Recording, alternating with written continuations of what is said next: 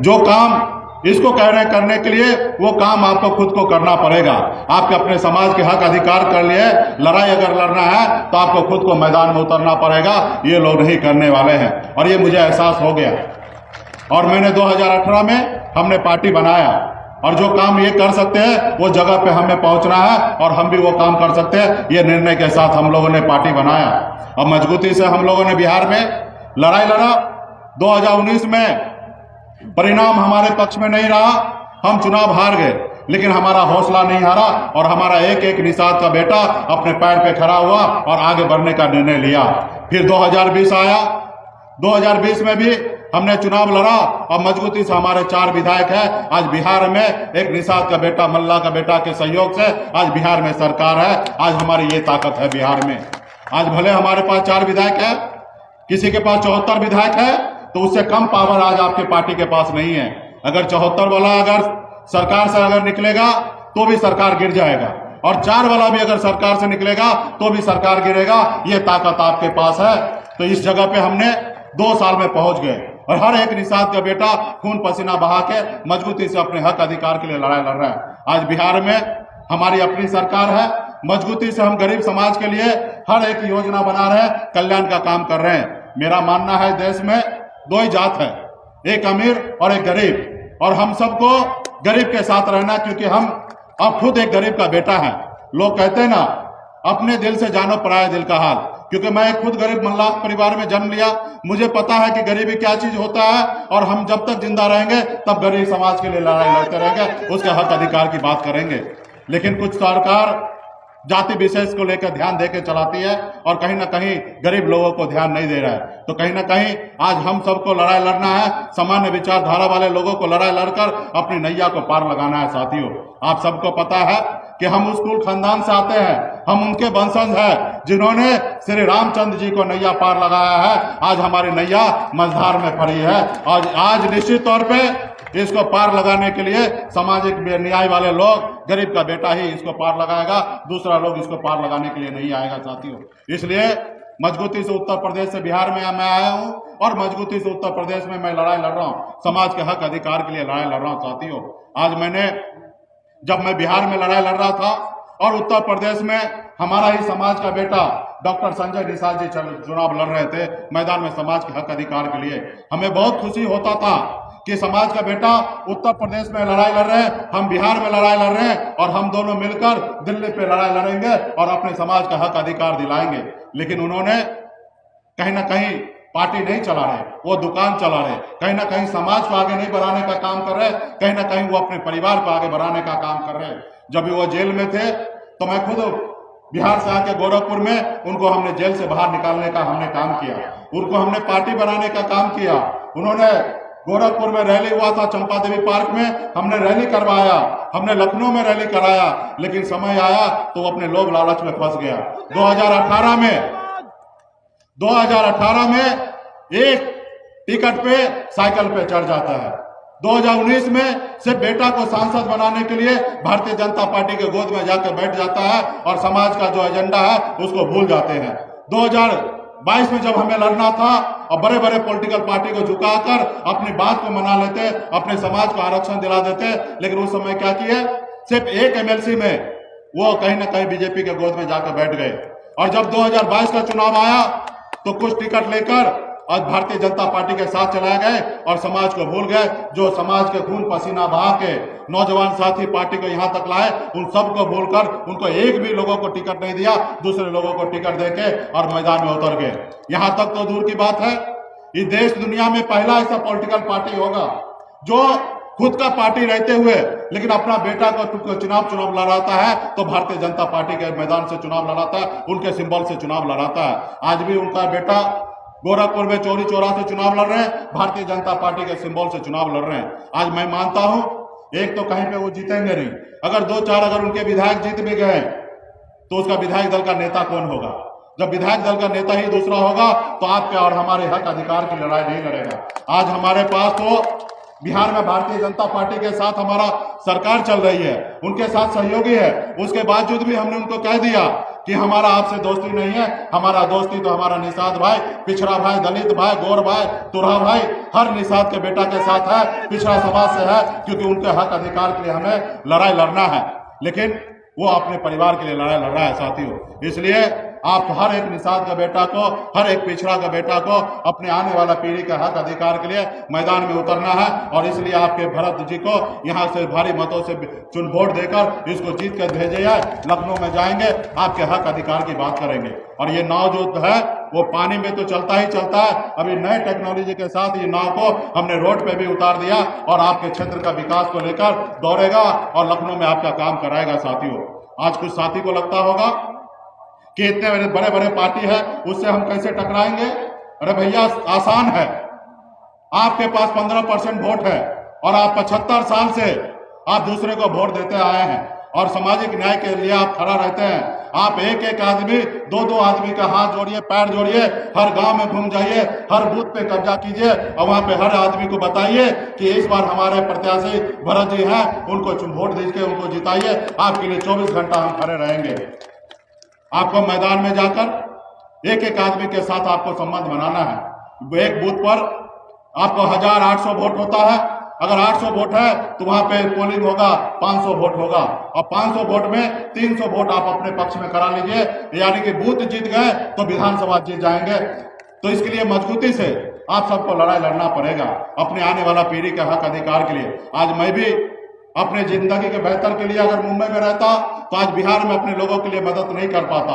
आज मैं आपके हक अधिकार के लिए मैं उत्तर प्रदेश आया हूं। क्या मैं विधायक बनने के लिए आया हूं? क्या मैं मंत्री बनने के लिए आया हूं? ऑलरेडी मैं बिहार में हूं, उसके बावजूद भी आपके हक अधिकार के लिए लड़ाई लड़ने के लिए आया हूं। आज भारतीय जनता पार्टी वाले बोलते हैं कि सैनी जी आप घूम लीजिए 10 तारीख तक, जितना हमारा विरोध करना कर लीजिए, लेकिन 10 तारीख के बाद हम आपको बताएंगे। हमने उनको बताया भाई क्या बताओगे, आप ज्यादा बोलोगे सरकार से निकल जाइए, तुम कल क्या आज बोलो, हम आज का आज सरकार से निकलने के लिए तैयार हैं। हमारी लड़ाई है समाज को आगे बढ़ाना, समाज के हक अधिकार के लिए आगे बढ़ेंगे। आज ये जो सरकार है वो आपको भी पता है कि क्या क्या वादा किया था, लेकिन आज क्या क्या वादा पूरा कर रहा है वो आप सबको पता है।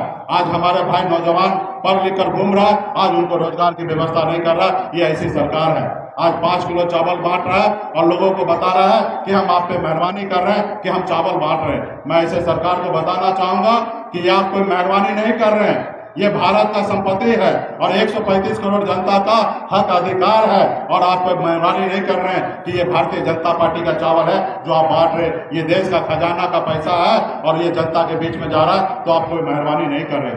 आपको पता होना चाहिए ये भी स्वर्गीय श्री रामविलास पासवान जी ने ये योजना लाए थे जब वो दलित का बेटा, पिछड़ा का बेटा देश में एक मंत्री थे, खाद्य उपभोक्ता मंत्री। तो देखे कि देश में लॉकडाउन के समय में हमारा दलित भाई, पिछड़ा भाई, निषाद भाई, तुरहा भाई, गौर भाई ये भूखा नहीं सोए, इसके लिए उन्होंने 5 किलो चावल देने का निर्णय लिया। लेकिन आज श्री स्वर्गीय रामविलास पासवान जी का कहीं पे नाम नहीं ले रहा है और घूम घूम के कह रहा है कि हम कर रहे हैं। तो साथियों ऐसे लोगों से दूर रहे और मजबूती से अपने विचारधारा के साथ मजबूती से आगे बढ़ाने का काम करें। आज हम लोग सामाजिक न्याय के साथ चलने वाले लोग हैं। हम लोग श्री लालू प्रसाद यादव जी को मानने वाले लोग हैं, बहन मायावती को मानने वाले लोग हैं, मुलायम सिंह को मानने वाले लोग हैं। और आप सत्ता पावर में आएंगे, आपके हक अधिकार मिलेगा और अपने समाज को आगे पहुंचाने का काम करेंगे। आज मान लीजिए हमने तो 102 जगह प्रत्याशी उतारा, लेकिन सरकार के द्वारा और चुनाव आयोग की मेहरबानी से हमारे 48 प्रत्याशी का नामांकन रद्द कर दिया गया। आज भी हम 54 जगह चुनाव लड़ रहे हैं और मजबूती से आप लड़िए। हमें पूरा भरोसा है कि उत्तर प्रदेश की जनता मालिक ने वीआईपी पार्टी को मजबूती से समर्थन दे रहा है और नाव को लखनऊ तक भेजने का काम कर रहा है। और 2 दर्जन से कम सीट हम उत्तर प्रदेश में जीतने के लिए नहीं जा रहे हैं। जिस तरीके से हम बिहार में सरकार का किंग मेकर है, उसी तरीके से आपकी पार्टी उत्तर प्रदेश में भी सरकार का किंग मेकर बनने का काम करेगा। इसलिए मजबूती से वीआईपी पार्टी के साथ रहिए। आज बिहार में हम एक से एक योजना चला रहे हैं, खास करके निषाद भाई, तुरहा भाई के लिए, मछुआरा भाई के लिए। वहां पे अगर 10 लाख रुपए का गाड़ी चाहिए तो सिर्फ सरकार को 1 लाख रुपया ही आपको भरना है, 9 लाख रुपया की सरकार को भरना है, ताकि आपको 4 चक्का गाड़ी मिल जाएगा। आप मछली मार के बाजार में बेचने का काम कर सकते हैं। आज पूरे बिहार में 100 करोड़ रुपया खर्चा करके मछली बाजार बनाने के लिए जा रहे हैं। आज बिहार में हर एक गरीब परिवार को किसान को हम लोग 4 पशु दे रहे हैं, जिसपे 90% तक अनुदान है। 3,34,000 रुपया में सिर्फ 34,000 रुपया आपको भरना है। 3 लाख रुपया सरकार देगा।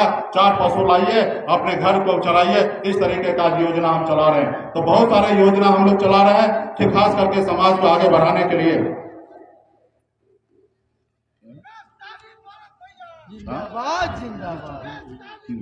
और मजबूती से आज हम लोगों का लड़ाई है कि हम सब समाज, चाहे वो निषाद हो, मल्ला हो, बिंद हो, केवट हो, राजभर हो, चौहान हो या प्रजापति हो या गौर हो, हम सब एक ही हैं। और मजबूती से अपने सम्मान के लिए आने वाले समय में हम लोगों को लड़ाई लड़ना है। इसलिए आशा विश्वास के साथ हम आपके बीच में आए हैं। और खास करके हमें यहाँ पे पता चला है कि हमारे कुछ गौर भाई को, तुरहा भाई को, धनगर भाई को, सोनकर भाई को आज जाति प्रमाण पत्र उनको नहीं मिल रहा, तो निश्चित तौर पे इसके लिए भी हम पहल करेंगे।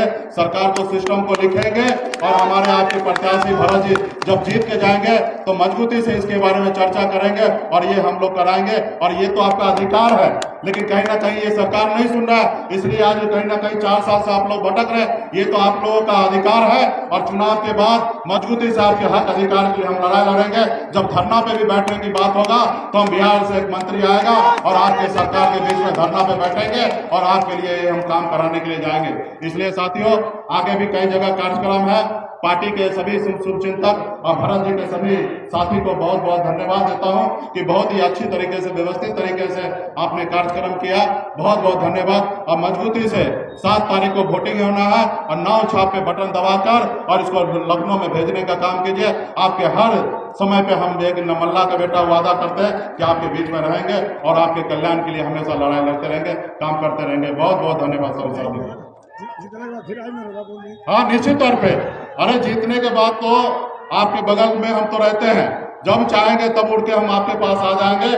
तो निश्चित तौर पे गरीब का बेटा, बछवाड़ा का बेटा, जब हम मुंबई के ऐशोआराम जिंदगी छोड़कर अपने लोगों के लिए लड़ाई लड़ने लगे तो फिर आज आप इस तरीके की बातें तो बिल्कुल ही सोचने भी असंभव है। क्योंकि लोग कहते ना, अपने दिल से जानो पराया दिल का हाल। ये जो धूप में बैठे हैं वो हमारे परिवार है।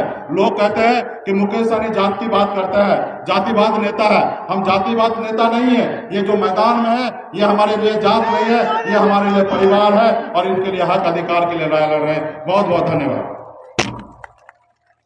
तो क्या मैं आप लोगों से मैं आज सुनिश्चित करूं कि आप लोग निश्चित तौर पे आप भरत जी को जिताएंगे और इसको लखनऊ भेजेंगे। तो क्या मैं इसको जीत का माला पहना दूं? देख लीजिए, आप लोगों ने हाथ उठाया और आप लोगों ने आश्वस्त किया कि हम जीत के लखनऊ भेजेंगे।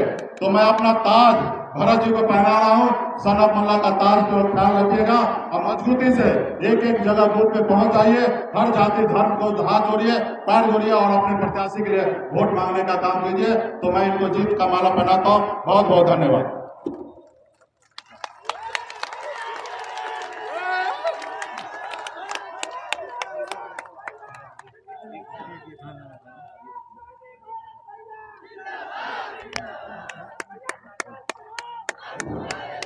मुकेश सहनी भारत भैया जिंदाबाद जिंदाबाद। मुकेश